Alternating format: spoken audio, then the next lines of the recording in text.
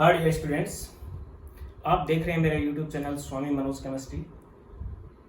Class 11 thermodynamics के 2 lecture के बाद अब 3rd लेक्चर। 2 लेक्चर में मैंने आपको बताया स्टेट फंक्शंस क्या है, सिस्टम क्या है, सराउंडिंग क्या है, एक्सटेंसिव इंटेंसिव प्रॉपर्टीज क्या है, पाथ फंक्शंस क्या है, थर्मोडायनेमिकल प्रोसेसेस क्या है, हीट क्या है और इंटरनल एनर्जी क्या है। यानी कि एनर्जेटिक टर्म्स हमारी चल रही थी, उसमें नेक्स्ट टर्म मैं यूज कर रहा हूं work. Work is energetic term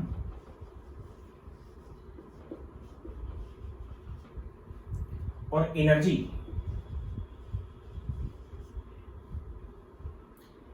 transferred from system to surrounding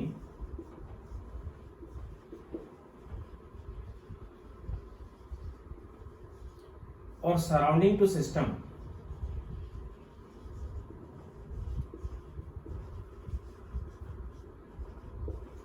by dx displacement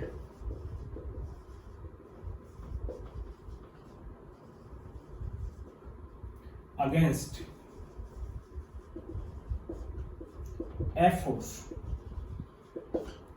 force के अगेंस्ट जो डिस्प्लेसमेंट हुआ उसको हम वर्क डन नाम देते हैं। Means W is equal to F into d x की वर्क डन होता है।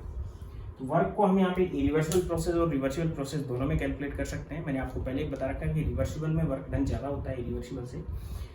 तो पहले हम बात करेंगे irreversible work done which is pressure volume work.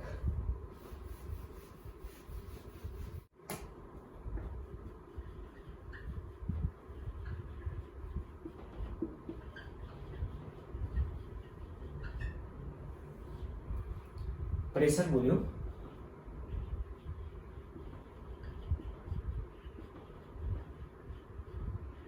Work, W से इसको इग्नोर करते हैं। वर्क एक बता रखा आपको पाथ फंक्शन है। कैसा फंक्शन है? पाथ फंक्शन है। प्रेशर वॉल्यूम वर्क हम लेटर एटमॉस्फेरिक वर्क में भी कन्वर्ट कर सकते हैं। लेटर एटमॉस्फेरिक वर्क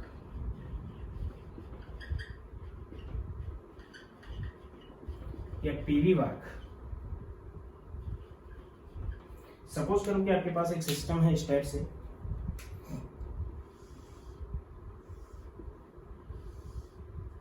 इसमें एक पिस्टन लगी हुई है यहाँ पे और एक गैस फिल है। इस गैस का जो वॉल्यूम है वो V1 है या VI है, इनिशियल वॉल्यूम VI है। सिस्टम हीट की कुछ क्वांटिटी Q एब्जॉर्ब करता है सराउंडिंग से।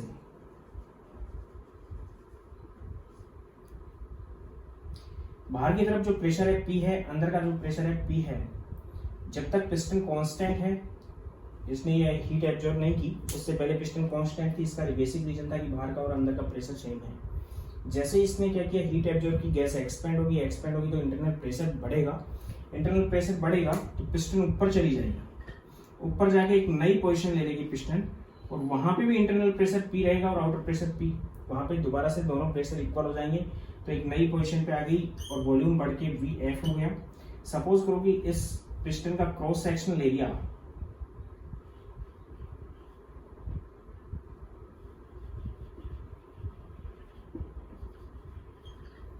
कैपिटल A है और इसमें यहाँ पे dx डिस्टेंस तय कर ली या फिर dv डिस्टेंस तय कर ली। यानी कि यहाँ पे अगर हम देखें तो dv जो डिस्टेंस आई या dx जो डिस्टेंस आई, dx से नोट कर रहा हूँ मैं डिस्टेंस से, इतना इसने कवर कर लिया है। तो वर्क कितना हो गया? Force into displacement, then work which is equal to 4 को मैं F से नोट कर रहा हूँ और डिस्प्लेसमेंट यहाँ पे dx है। What is force? Force is equal to pressure upon area, sorry pressure into area. Pressure यहाँ पे P है जो एक्सटर्नल प्रेशर है, जिसको मैं एक्सटर्नल प्रेशर के इक्वल ही रख रहा हूँ, क्योंकि रेगुलर एक्सटर्नल प्रेशर के अकॉर्डिंग अगेंस्ट यहाँ क्या हो रहा है, एक्सपेंडेशन हो रहा है। Then work which is equal to pressure कितना है आपके पास P external into area A है, उतना तो फोर्स लगा, multiply by dx distance cover की, और A into d x area A into d x displacement which is equal to volume change. वो किसके इक्वल है? वॉल्यूम चेंज के इक्वल है, which is equal to DV.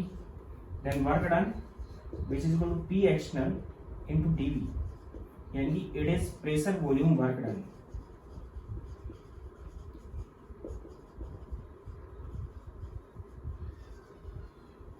ये pressure volume work done है। अब यहाँ पे डीवी देखें तो डीवी वॉल्यूम है और वॉल्यूम एक स्टेट फंक्शन है, फाइनल माइनस इनिशियल होगा। तो final minus initial, final volume ज्यादा है और इनिशियल कम, यानी एक्सपेंडेशन वर्क है सिस्टम का, और उस टाइम फाइनल वॉल्यूम ज्यादा होता है और इनिशियल क्या होता है? कम। यानी डीवी कैसा हो गया? पॉजिटिव आ गया। V final minus V initial, ये पॉजिटिव आ गया। प्रेशर पॉजिटिव है तो वर्क डन यहाँ पे पॉजिटिव आएगा। लेकिन सिस्टम वर्क कर रहा है यहाँ पे सराउंडिंग पे, और सिस्टम अगर सराउंडिंग पे वर्क कर रहा है तो उसका साइन नेगेटिव लेना है हमें, और सिस्टम पे अगर सराउंडिंग वर्क कर रहा है तो उस कंडीशन में उसका साइन हमें पॉजिटिव लेना है। तो यहाँ पे हम इसके सामने नेगेटिव पुट कर देते हैं ताकि वैल्यूज सेम है। यानी अगर हम साइन की बात करें, sign of work done,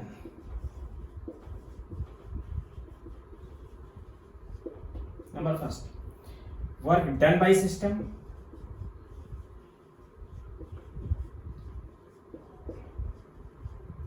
एक्सपेंडेशन work, जब गैस एक्सपेंड करेगी तो उस टाइम वर्क का साइन होगा वो नेगेटिव होगा, क्योंकि सिस्टम वर्क कर रहा है सराउंडिंग पे। And work done on system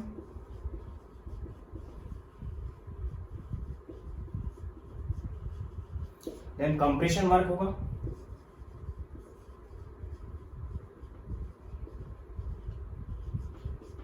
और सिस्टम पे वर्क हो रहा है, इसका मतलब वर्क डन सिस्टम के लिए पॉजिटिव रहेगा।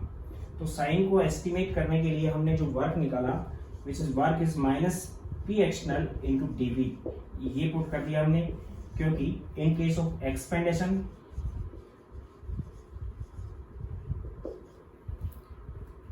VF minus VI which is equal to DV which is positive. Expansion work के अंदर फाइनल वॉल्यूम ज्यादा होगा, इनिशियल कम होगा, तो V final minus V initial, DV जो आएगा वो पॉजिटिव आएगा, तो यहाँ पे वैल्यू पॉजिटिव आएगी। लेकिन वर्क डन हमें नेगेटिव लेना है तो सामने हमने नेगेटिव पुट कर दिया। एंड कंप्रेशन वर्क अगर है then VF minus VI, final volume कम रहेगा, कंप्रेस्ड हो जाएगा, और इनिशियल वॉल्यूम ज्यादा रहेगा। उस कंडीशन में जो डीवी आएगा वो नेगेटिव आएगा, और डीवी अगर नेगेटिव आता है तो नेगेटिव नेगेटिव ये पॉजिटिव हो जाता है। तो जो कंप्रेशन वर्क है यहाँ पे हमने नेगेटिव पुट किया है, नेगेटिव सामने रख दिया हमने, तो डीवी नेगेटिव होने की वजह से वर्क डन पॉजिटिव हो गया। तो वर्क डन एक्सपेंडेशन के लिए नेगेटिव आना चाहिए और कंप्रेशन के लिए पॉजिटिव आना चाहिए, उसके लिए हमने सामने यहाँ पे नेगेटिव लगा दिया, माइनस लगा दिया इसके अंदर। ये था इरिवर्सिबल वर्क डन और प्रेशर वॉल्यूम वर्क डन। अगर प्रेशर और वॉल्यूम के बीच में हम ग्राफ प्लॉट करें,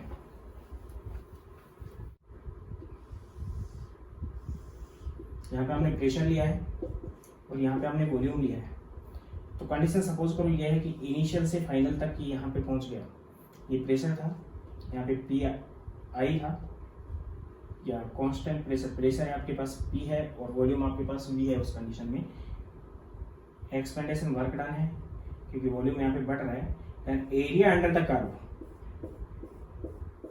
जो अंडर कर्व का एरिया है which is work done.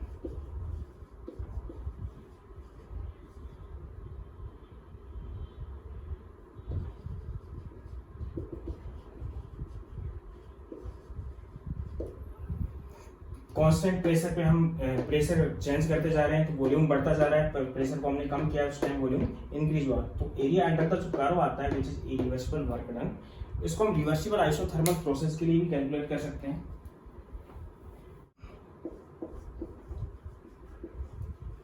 Reversible isothermal work done,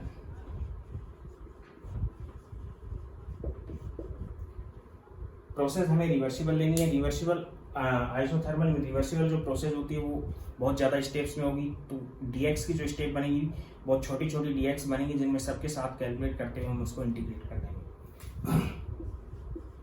work done integrate with small dx's due to infinite steps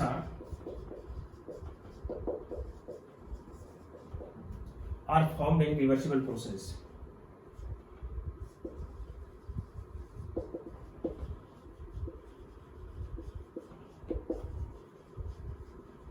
reversible process के अंदर इनफाइनाइट क्या बनेंगे, स्टेप्स बनेंगे, तो सभी स्टेप्स के लिए हम उसको क्या कर देंगे, इंटीग्रेट कर देंगे, जिससे हम वर्क डन कैलकुलेट कर सकते हैं यहाँ पे। तो हमारे पास आपके इस टाइप से ग्राफ आएगा, जो प्रेशर और वॉल्यूम का ग्राफ है उसको कई पार्ट में हमने डिवाइड कर दिया।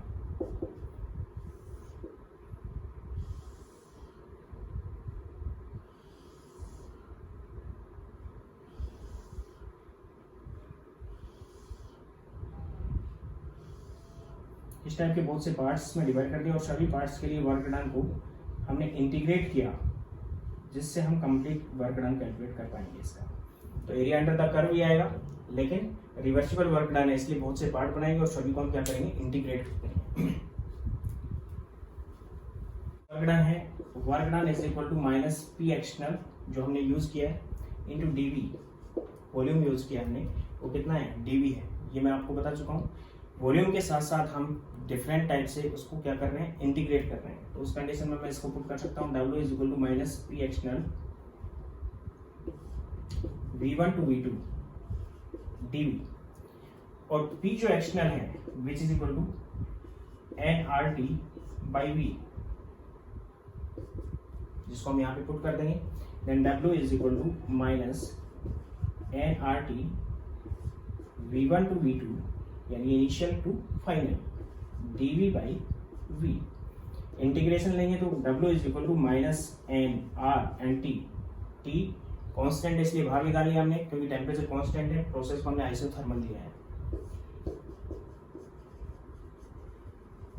प्रोसेस आइसोथर्मल होने की वजह से। तो एनआरटी को बाहर निकाल दिया, इसका जो इंटीग्रेशन आएगा वो ln V2 अपॉन V1 आ जाएगा, ln V2 अपॉन V1, किसका, V1 to V2 dV upon V का integration V2 upon ln V2। ln एक ऐसा लॉगरिथम है जिसका नेचुरल लॉगरिथम है और इसका बेस है e। अब ln जो e होता है वो लॉग जिसका बेस 10 होता है उसके साथ रिलेशन होता है उसका 2.303 log ऑफ 10, इसको हम यहाँ पे पुट कर देंगे। Then work done which is equal to minus 2.303 nRT log of जिसका बेस 10 है V2 अपॉन V1। इससे हम रिवर्सिबल आइसोथर्मल वर्क निकाल सकते हैं, where V2 is final volume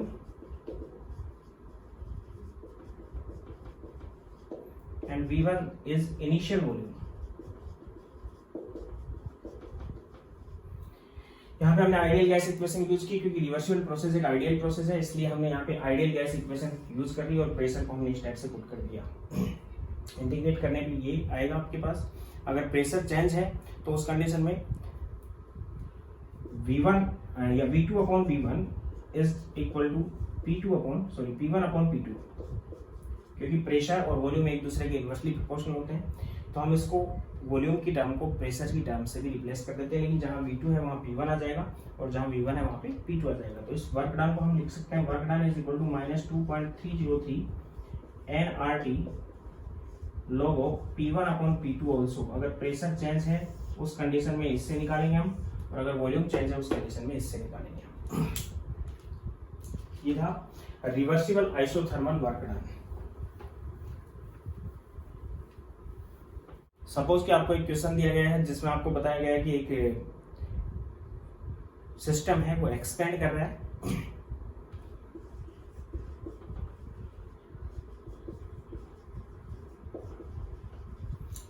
from 5 litre to 10 litre isothermally and external pressure is 2 atmosphere. Then calculate the work done.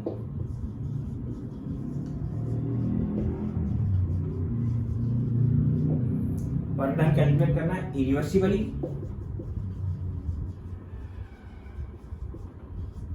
And reversibly, दोनों type से।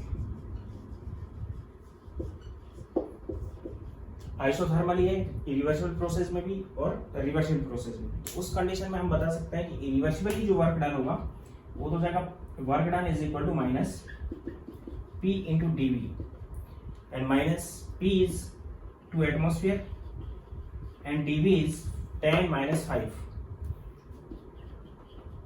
Litre, which is equal to minus, ये 5 हो गया 10 litre atmosphere, यानी work done जो होगा वो 10 litre atmosphere होगा इरिवर्सिबली। अगर रिवर्सिबली हमें कैलकुलेट करना है वर्क डन, गैस का हम मोल 1 मोल लेके चल रहे हैं, 1 मोल ऑफ गैस यानी एन की वैल्यू 1 ले रहे हैं, minus 2.303 nRT log of V2 upon V1। और कंडीशन आइसोथर्मली भी स्टैंडर्ड यूज कर रहे हैं, सपोज करो कि 27 डिग्री सेंटीग्रेड यूज कर रहे हैं, तो इसमें टेम्परेचर और मोल्स का कोई रोल नहीं है, यहाँ पे हम डायरेक्ट यूज कर रहे हैं। तो which is equal to minus 2.303 n है आपके पास 1 मोल इंटू आर की वैल्यू लीटर एटमोस्फेयर में इनपुट करेंगे हम। लीटर एटमोस्फेयर में जो आर की वैल्यू आती है वो आती है 1/12 अप्रोक्स यूज कर सकते हैं हम, मल्टीप्लाई बाय टेम्परेचर आपके पास है, ये लीटर एटमोस्फेयर में है वैल्यू, टेम्परेचर आपके पास 300 केल्विन है, log ऑफ V2 आपके पास 10 है और V1 आपके पास 5 है, मीन्स 10/5 मीन्स log 2, और log 2 की जो वैल्यू होती है which is equal to 0.3010, then work done which is equal to minus 2.303 into ये इससे कैंसिल हो गया 25 times 25 multiply by 0.3010 which is approximately equal to, minus में आएगा आपके पास क्योंकि एक्सपेंड वर्क है, यहाँ पे भी माइनस में आ रहा है और यहाँ पे भी किस में आ जाएगा माइनस में, equal to minus 17.33 litre atmosphere, ये वर्क डन होगा। यानी वर्क डन ज्यादा किस में होगा, माइनस में वर्क आ रहा है वो अलग चीज है, माइनस साइन केवल इसको इंडिकेट कर रहा है कि सिस्टम सराउंडिंग पे वर्क कर रहा है क्योंकि एक्सपेंडेशन वर्क है। तो irreversible isothermal work done 10 litre atmosphere आया और यहाँ पे 17 लीटर एटमोस्फियर आया, यानी रिवर्सिबल प्रोसेस में वर्क डन ज्यादा होगा बजाय इरिवर्सिबल प्रोसेस से। अब इसके लिए हम कुछ ग्राफ्स यूज कर रहे हैं,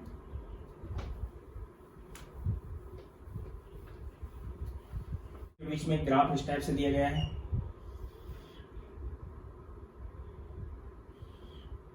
ये प्रेशर था, ये वॉल्यूम है,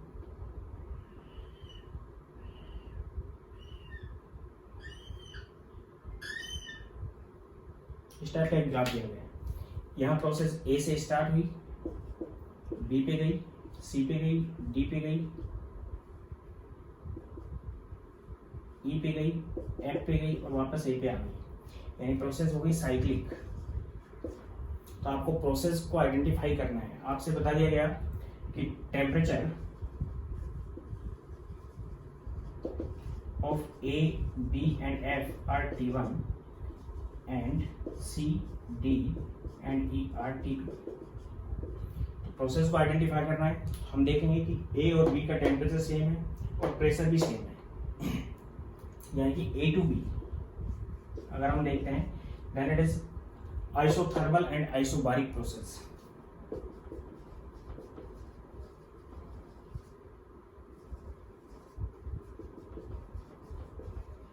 और प्रोसेस भी एक्सपेंशन है क्योंकि वॉल्यूम बढ़ रहा है इसलिए एक्सपेंशन है। B2C टेम्परेचर चेंज हो गया है, यहाँ T1 था यहाँ T2 हो गया, टेम्परेचर चेंज हो गया है, प्रेशर भी चेंज है और वॉल्यूम भी चेंज है, then it is adiabatic process. Expansion क्योंकि वॉल्यूम बढ़ रहा है इसमें। एंड C2D टेम्परेचर कांस्टेंट है, वॉल्यूम कांस्टेंट है, केवल प्रेशर चेंज है, देन C2D इज आइसोकोरिक क्योंकि वॉल्यूम कांस्टेंट है यहाँ पे, एंड आइसोथर्मल प्रोसेस।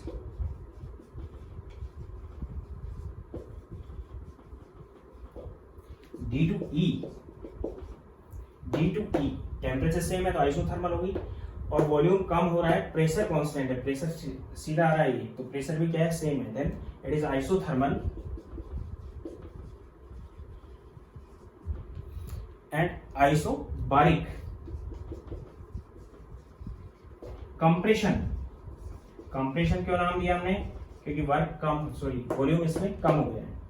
इसी टाइप से E2F अगर हम देखते हैं तो टेम्परेचर चेंज हो गया, यहाँ T2 था और यहाँ T1 हो चुका है, तो एडियाबेटिक प्रोसेस होगी और ये कैसा होगा, कंप्रेशन होगा, adiabatic expansion, sorry compression.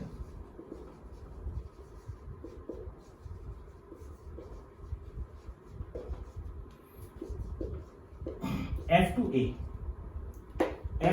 Volume constant है तो आइसोकोरिक हो गई, और टेम्परेचर कांस्टेंट है तो आइसोबारिक हो गई।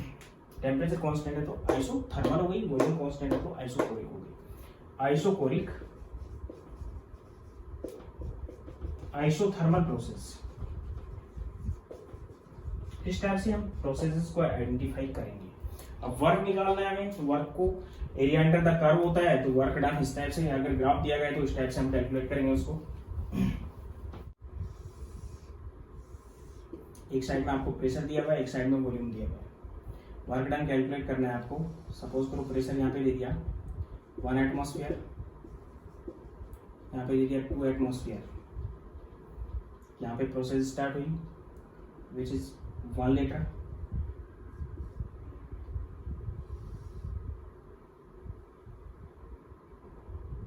and it is 2 liter.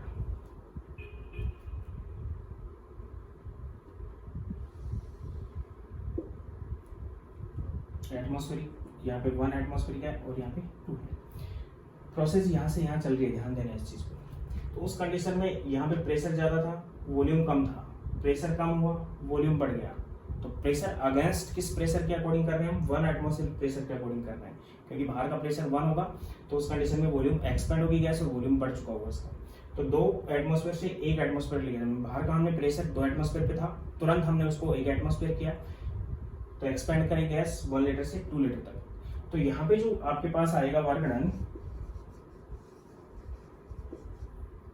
वो आ जाएगा P इंटू dV और माइनस में आएगा then which is equal to pressure 1 atmosphere use करेंगे हम, क्योंकि एक्सटर्नल प्रेशर हमने 1 एटमॉस्फेयर यूज किया है, मल्टीप्लाई बाई dV, वॉल्यूम में चेंज 1 लीटर का आया, then which is equal to minus 1 litre atmosphere. ये इसमें क्या, किस चीज का चेंज आ गया आपके पास, वर्क डन आ चुका है। इसी टाइप से अगर ग्राफ इस टाइप से दिया हुआ है आपको, यहाँ पे प्रेशर दिया हुआ और यहाँ पे वॉल्यूम दिया हुआ है, area under the curve which is work done, then A, B और C और D इस 4 पे जा रहा है, तो एक तो वर्क डन आ जाएगा इस एरिया के इक्वल, एक वर्क डन आ जाएगा इस एरिया के इक्वल, और एक वर्क डन आ जाएगा इस एरिया के इक्वल। ये प्रोसेस होगी, इसमें वॉल्यूम बढ़ रहा है, इस प्रोसेस में वॉल्यूम बढ़ रहा है और इसमें प्रोसेस में वॉल्यूम बढ़ रहा है। तीनों का एरिया हम कैलकुलेट करेंगे। एरिया कैसे कैलकुलेट करेंगे, यहाँ पे सपोज करो आपके पास प्रेशर दिया हुआ है विच इज 1 एटमॉस्फेयर और यहाँ पे प्रेशर दिया हुआ है विच इज 2 एटमॉस्फेयर। एक 1 एटमॉस्फेयर है और यहाँ पे कितना दिया हुआ है, 2 एटमॉस्फेयर। यहाँ पे 1 लीटर है, 2 लीटर है, 4 लीटर है एंड 5 लीटर है। इस टाइप से बढ़ता जा रहा है। तो पहले इसका एरिया कैलकुलेट करेंगे, देन यहाँ से यहाँ तक का तो पूरा एरिया कैलकुलेट कर लिया क्योंकि ये सब में इंक्लूड होगा, ये एरिया सभी में इंक्लूड हो जाएगा। देन कौन से प्रेशर पे, 1 एटमॉस्फेयर प्रेशर पे, और कितने लीटर से, 1 से 5 लीटर तक, मीन्स 4 लीटर का एक्सपेंडेशन हुआ है। तो यहाँ का एरिया आ गया आपके पास W is equal to minus 1 into 4, 5 minus 1 litre, 4 litre which is equal to minus 4 litre atmosphere. एक तो वर्क आ गया इस एरिया के अकॉर्डिंग। एक इसका एरिया निकाल लेंगे ट्राइंगल का, सपोज करो इसका x आता है, एक इसका एरिया निकाल लिया हमने, y आता है, एक्सटर्नल प्रेशर को 2 एटमॉस्फेयर यूज करेंगे हम, और इसका z आता है। देन नेट वर्क डन सभी में नेगेटिव आएगा which is equal to minus 4 plus minus x plus minus y plus minus z. इस टाइप से एरिया ट्राइंगल ट्राइंगल और इसका एरिया निकाल के हम इसको ऐड कर देंगे और सभी के अंदर नेगेटिव होगा। अब वर्क डन एक पाथ फंक्शन है, साइक्लिक प्रोसेस में हम देख सकते हैं।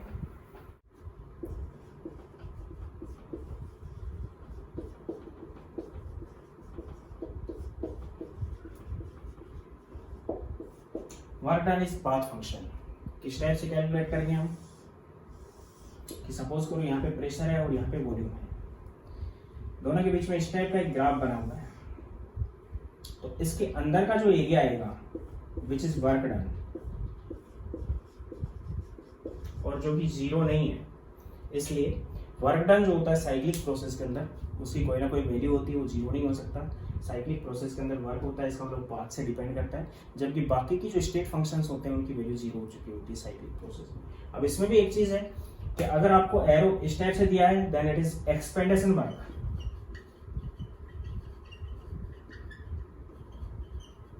और अगर प्रेशर और वॉल्यूम में साइक्लिक प्रोसेस बनाते हुए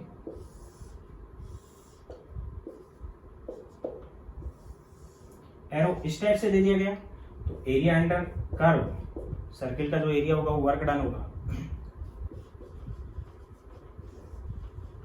तो यहां पे कंप्रेस वर्क होगा, क्योंकि एरो इस टाइप से दिया मींस वॉल्यूम कम हो रहा है, एरो इस टाइप से दिया मींस वॉल्यूम बढ़ रहा है। तो यहाँ पे जो वर्क डन आएगा वो नेगेटिव होगा, एक्सपेंडेशन वर्क है सिस्टम के लिए, और यहाँ पे जो वर्क आएगा वो पॉजिटिव होगा क्योंकि कंप्रेशन वर्क है सिस्टम के लिए। अब एरिया अगर निकालना है हमें, तो सपोज करो प्रेशर यहाँ पे दिया हुआ है आपको 2 एटमॉस्फेयर और यहाँ पे दिया हुआ है आपको 1 एटमॉस्फेयर, यहाँ पे वॉल्यूम आपको दिया हुआ है 2 लीटर और यहाँ पे वॉल्यूम आपको दिया हुआ है 4 लीटर। तो दो ट्राइंगल बन जाएंगे, सॉरी दो रेडियस निकलेंगी, एक तो ये रेडियस होगी जो किसके इक्वल है, रेडियस 1 है और ये रेडियस 2 है। इसकी जो रेडियस होगी टोटल 1 एटमॉस्फेयर का डिफरेंस, तो रेडियस होगी 1/2 एटमॉस्फेयर, और यहाँ से यहाँ तक की जो रेडियस होगी टोटल 2 का डिफरेंस है, then it is 1 litre. Then work negative में आएगा, एरिया क्योंकि एक्सपेंडेशन वर्क है which is equal to -πr1 square, sorry r1 into r2, अगर r1 r2 सेम है तो r स्क्वायर कर सकते हैं इसको, which is equal to -22/7 into r1 की वैल्यू है हाफ एटमॉस्फेयर, r2 की वैल्यू है 1 litre, then which is equal to -22/14 litre atmosphere. ये वर्क डन होगा और नेगेटिव होगा एक्सपेंडेशन वर्क। इसी टाइप से इस टाइप का दिया हो सकता है,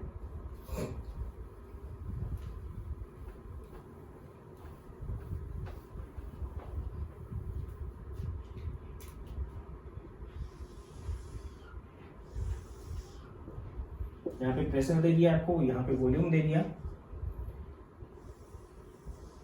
इस टाइप का वर्क डन दिया हुआ है एक्लिप्स टाइप। तो इसका जो एरिया निकालना है विच इज वर्क डन, और एरो ये दे रखा है मींस कंप्रेशन है, और कंप्रेशन वर्क डन जो होगा वो पॉजिटिव होगा, सिस्टम के लिए चल रहा है सब कुछ। तो इस कंडीशन में आपको दो चीजें दी हुई है कि यहाँ पे प्रेशर है वो 3 एटमॉस्फेयर है, यहाँ पे प्रेशर है वो 1 एटमॉस्फेयर है, यहाँ पे जो वॉल्यूम है वो 2 लीटर है, यहाँ पे जो वॉल्यूम है वो 9 लीटर है। तो दो टाइप की रेडियस कैलकुलेट कर लेंगे, एक रेडियस ये आ जाएगी इसकी 1, 3, दोनों के बीच में 2 का गैप है, तो यहाँ से यहाँ तक की रेडियस 1 एटमॉस्फेयर होगी विच इज r1, और यहाँ से यहाँ तक की जो रेडियस निकालेंगे 2 to 9 7 का गैप है, देन इट इज 3.5 लीटर हो गया। देन एरिया क्या आ जाएगा, वर्क डन इज एरिया, और एरिया भी पॉजिटिव में आएगा which is πr1 into r2 πr square. r1 आपके पास है 1 और 3.5, ये r2 थी, then it is 22/7 into 1 atmosphere multiply 3.5 of litre, ये इससे कैंसिल हो गया 2 times, then it is 11 litre atmosphere. ये वर्क डन आ जाएगा इसका। तो इस टाइप से हम वर्क डन की जो ग्राफ है उसमें एरिया अंडर द कर्व निकाल के हम वर्क डन कैलकुलेट कर सकते हैं। कंडीशन दी हुई होगी, जनरली रिवर्सिबल वर्क है। कंडीशन अगर गिवन आपको कि रिवर्सिबल आइसोथर्मल वर्क है तो हम फॉर्मूला यूज करेंगे W equal to -2.303 nRT log of V2/V1 या फिर nRT log of P1/P2। अब हम बात कर रहे हैं जीरोथ लॉ ऑफ थर्मोडायनेमिक्स की।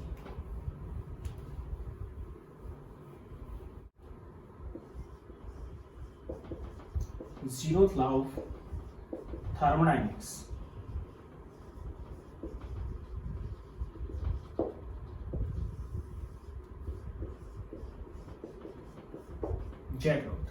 जीरोथ लॉ ऑफ थर्मोडायनेमिक्स हमें ये एक्सप्लेन करता है कि हायर टेम्परेचर से लो टेम्परेचर की तरफ हीट का फ्लो होता है, यानी कि कौन सी बॉडी का टेम्परेचर ज़्यादा है, कौन सी का कम, हीट के फ्लो के डिसाइडेशन से हम बता सकते हैं कि किस बॉडी का टेम्परेचर ज़्यादा है और किसका कम। मैथमेटिकली तो है नहीं, लेकिन थ्योरेटिकली हम इसको इस टाइप से एक्सप्लेन कर सकते हैं कि सपोज करो आपके पास 3 सिस्टम है, थर्मल इंसुलेटर लगा हुआ है,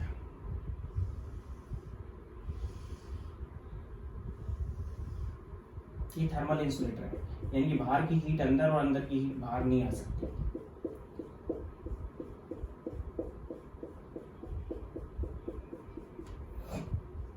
और यहाँ पे एक सिस्टम बना हुआ है, ये यहाँ पे भी थर्मल इंसुलेटर लगा हुआ है, ये एक सिस्टम है ए, ये एक सिस्टम बी और एक सिस्टम है सी।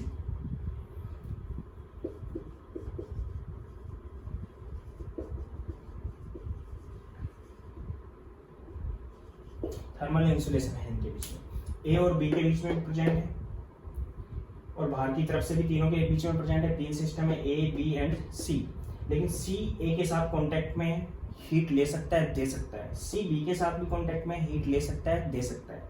तो हम यहाँ पे कह सकते हैं कि अगर हीट कब जाएगी, कब एक्सचेंज होगी, जब टेम्परेचर में चेंज हो।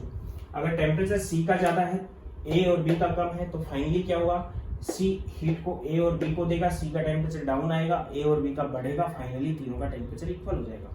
या फिर मैं कहूँ ए का ज्यादा है, सी और बी का कम है, तो ए सी को टेम्परेचर देगा, सी बी को टेम्परेचर देगा, फाइनली तीनों का टेम्परेचर क्या हो जाएगा, इक्वल हो जाएगा। मींस हम ये कह सकते हैं कि अगर एक कोई सिस्टम किन्हीं 2 सिस्टम से सेपरेटली एक थर्मल इक्विलिब्रियम में, थर्मल इक्विलिब्रियम का मतलब टेम्परेचर इक्वल हो, यानी सी ए और बी के साथ सेपरेटली थर्मल इक्विलिब्रियम में है, तो गारंटेड ए और बी भी थर्मल इक्विलिब्रियम में होंगे। हालांकि ये इसको हीट नहीं दे पा रहा और ये इसको हीट नहीं दे पा रहा, लेकिन इन दोनों के टेम्परेचर इक्वल होंगे, यानी कि साइन को दिखाया मैंने, which is thermal equilibrium.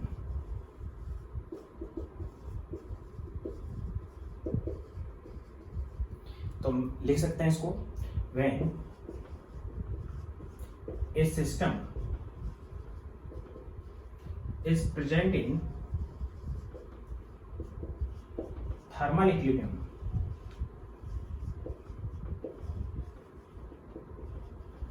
separately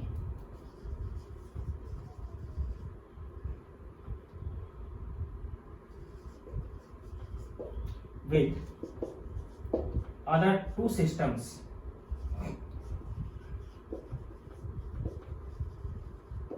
then we can say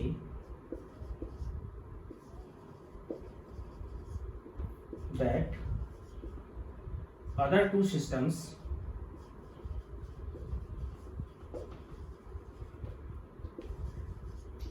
are present in thermal equilibrium also.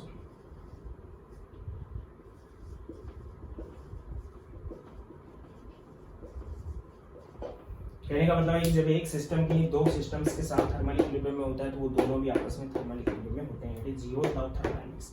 इससे हम ये बता सकते हैं कि किस बॉडी का टेम्परेचर ज्यादा है और किसका कम, हीट के फ्लो से डिसाइड करेंगे। हीट का फ्लो हमेशा ही हायर टेम्परेचर से लो टेम्परेचर की तरफ होता है, इसका कोई एक्सेप्शन नहीं है जेड लॉ का, जीरो लॉ ऑफ थर्मोडायनामिक्स। जितने भी लॉज हैं, 4 लॉ हैं, zeroth law, first law, second law and third law. यहाँ पे हम जीरोथ लॉ को एक्सप्लेन करते हैं, मैथमेटिकल इक्वेशन नहीं है, केवल टेम्परेचर बेस्ड है।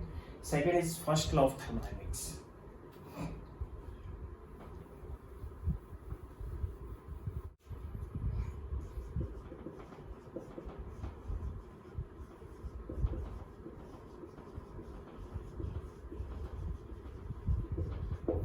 First law of thermodynamics, thermodynamics का पहला लॉ एनर्जी कंजर्वेशन लॉ है।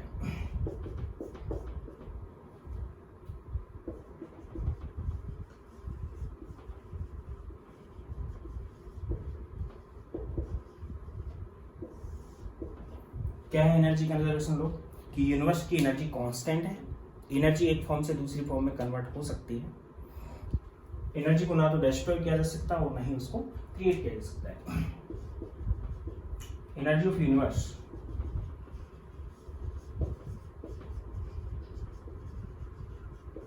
is constant,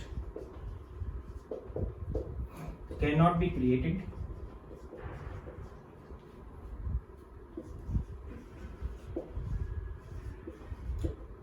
destroy.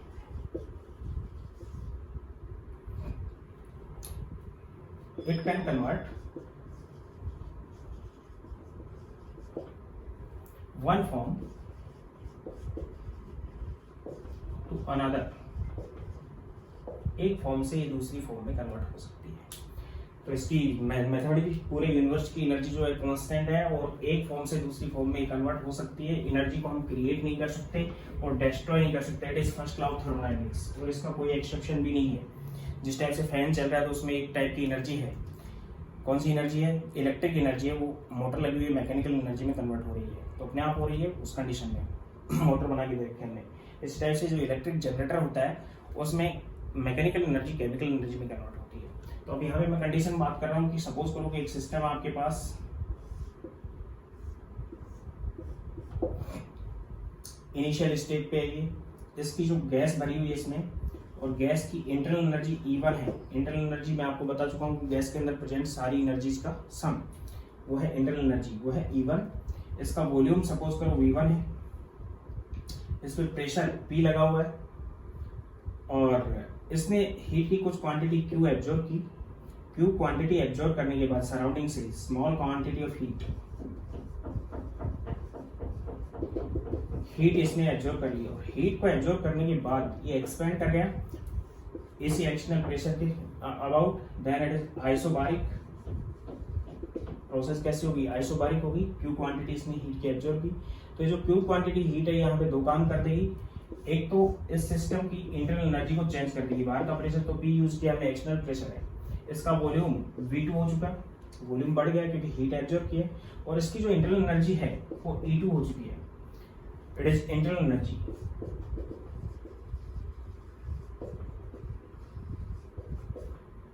और वॉल्यूम है। तो यहाँ पे हम ये बता सकते हैं कि हमने जो quantity of heat the which is energy, इस एनर्जी ने इसको लेने के बाद सिस्टम ने दो चीजें कर ली। एक तो अपनी इंटरनल एनर्जी को चेंज कर लिया, E1 से इसको E2 में कन्वर्ट कर लिया और एक अपनी वॉल्यूम को चेंज किया कांस्टेंट प्रेशर के अगेंस्ट। अगर कांस्टेंट प्रेशर के अगेंस्ट वॉल्यूम चेंज हो रहा है तो वर्क डन हुआ और इंटरनल एनर्जी चेंज, यानी एक टाइप की एनर्जी दो टाइप की एनर्जी में कन्वर्ट हो गई। एक तो इंटरनल एनर्जी में चेंज हुआ और दूसरा वर्क डन हुआ। तो हम यहाँ पे कह सकते हैं कि जो Q हीट एब्जॉर्ब हीट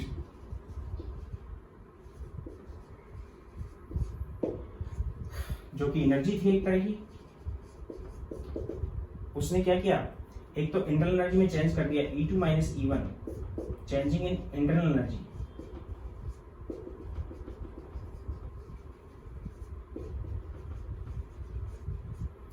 और प्लस में वर्क किया।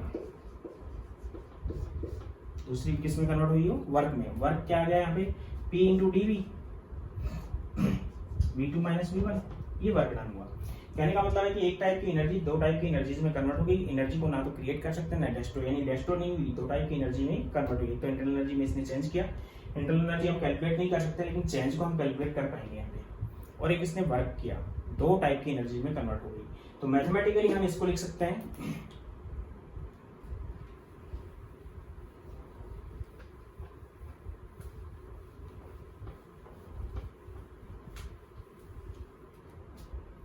Mathematically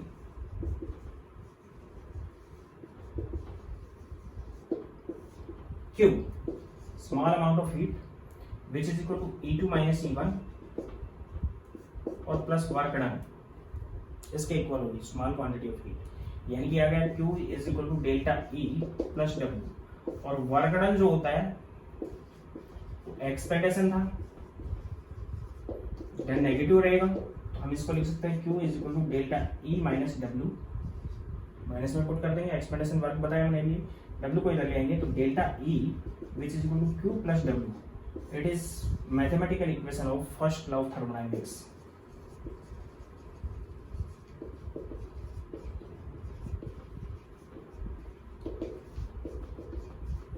first law of thermodynamics की मैथमेटिकल इक्वेशन है।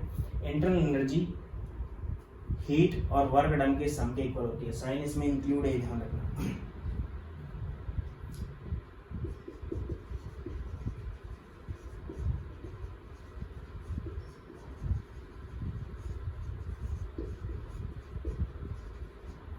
Is sum of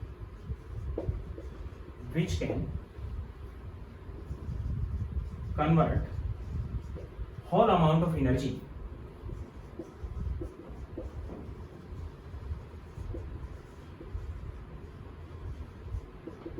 into work। यानी कोई भी सिस्टम इंटरनल एनर्जी में चेंज करता ही करता है। कोई भी ऐसी मशीन बनाना पॉसिबल नहीं है जितनी उसको एनर्जी दिया जाए वो कंप्लीटली उसको वर्क में कन्वर्ट कर सके। तो ऐसी हम कोई मशीन नहीं बना सकते, क्योंकि मशीन एक सिस्टम और सिस्टम अपनी इंटरनल एनर्जी में चेंज करता ही करता है। यानी mathematically delta E is equal to Q plus W. Sign को हम इंक्लूड करके डालेंगे यहाँ पे, जैसे वर्क डन है नेगेटिव है तो यहाँ पे आएगा। अब यहाँ पे जो साइन है वो एक्सपेंडेशन वर्क होगा,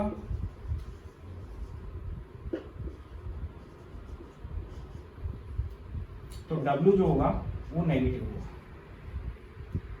और एक्सपेंडेशन वर्क में वॉल्यूम बढ़ेगा, कंप्रेशन वर्क होगा तो W है वो पॉजिटिव रहेगा, वर्क डन पॉजिटिव रहेगा। हीट इवोल्व और absorb, heat absorb by system, अगर सिस्टम हीट को एब्जॉर्ब करेगा तो उस कंडीशन में Q जो होगा वो पॉजिटिव रहेगा। And heat evolve by system, अगर सिस्टम हीट को इवोल्व करता है देन Q इज नेगेटिव। सब चीजें हम सिस्टम के लिए ले रहे हैं। ये एक सिस्टम है, 50 जूल हीट इसको दी हमने, तो हीट इसके लिए पॉजिटिव हो गई।